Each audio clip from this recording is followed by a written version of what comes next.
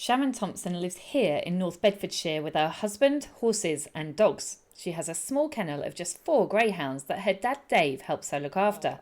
These are very lucky greyhounds. Been here about 25 years now. Obviously, it didn't come with the land at the time, so a few years of being here, we managed to buy the land. That's it really, yeah. So a few acres, and then we've done the gallop, and with only a few dogs. But yeah, still lots more you can do and improve all the time, can't you? It is amazing. You only have a few dogs at any one time, sometimes even just the one racer, but you've got a wonderful gallop facility there. How helpful is that for you in training? Yes, great. I mean, obviously if your dog's off, you can give it a little gallop. I don't use it that often, but it's handy. So we put the retires up and down there, and then I've also got my cousin, he comes on a Sunday and then he walks the retired ones, obviously not the 12-year-old, and he goes right round the wood and takes them out, so they go out quite a lot as well. How many dogs can you have here at any one time then?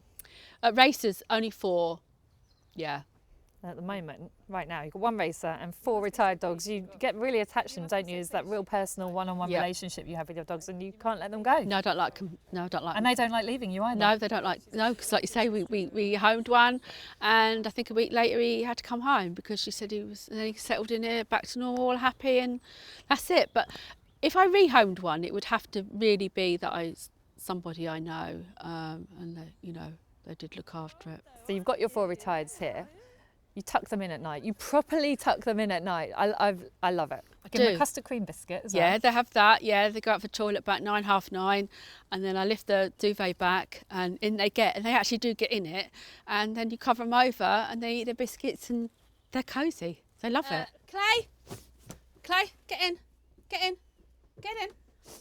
That's it. Lay down. They normally have their biscuits, on the pillar. Yeah, so they know. And then lay down. And then I just cover them over like that at night. And that's where they stay till the morning.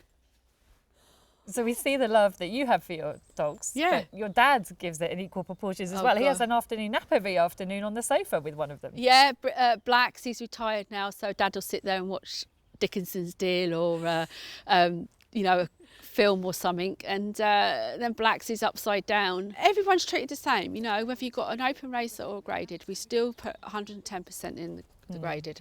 And one thing that's really clear is just the love you have for your dogs. Yeah, love them. Yeah, just, well, yeah, you can't, I couldn't have an animal and not do it properly. No, it's not in me at all. It's not just dogs here, you've got horses as well. Yeah. Do you like horses? No, not really. No, I don't know where my daughter gets it from, but ever since she's about 2 or 3, she's always just loved horses. So, yeah. So now the fields are full up with a few horses. So. You mentioned your daughter, you're a big family lady. Your dad is very involved with the dogs, and he actually got you into the dogs. Yeah. Well, yeah, I just took to it as a youngster. Like I said, I've got 2 sisters and they're not interested at all. Me, I've always loved the dogs, always, used to go out and walk them in the evenings, on my own and stuff, and then go flapping and that, and loved it. Yeah, just loved it. And you've always had graders. You've enjoyed your graded racing up Yep. until recently when you ventured into the open race world. But Yeah. you like the graded side? No, not really. Not anymore. I used to love it. Henlow, people, characters, lovely. Not now. It's all,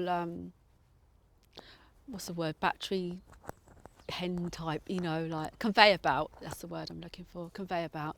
And 1 or 2 dogs now is just, you can't do it. You just can't make it. No, it's hard work. What's important in training a greyhound, do you think? Well, when I brought Spartan Master, I just wanted a dog for the open scene and just a quiet little life, and I did not expect to be chucked in the limelight like this. But I don't know, I just love the dogs, and I just love everything about the training of it. I don't know really. It's everything, isn't it? You mentioned to me that you think patience is really important. Patience. Why is that? I don't know. I think people rush them too much, and keep running them here. They can't wait to run them there, and then they pick up little niggly injuries. And you've got to have patience with a dog.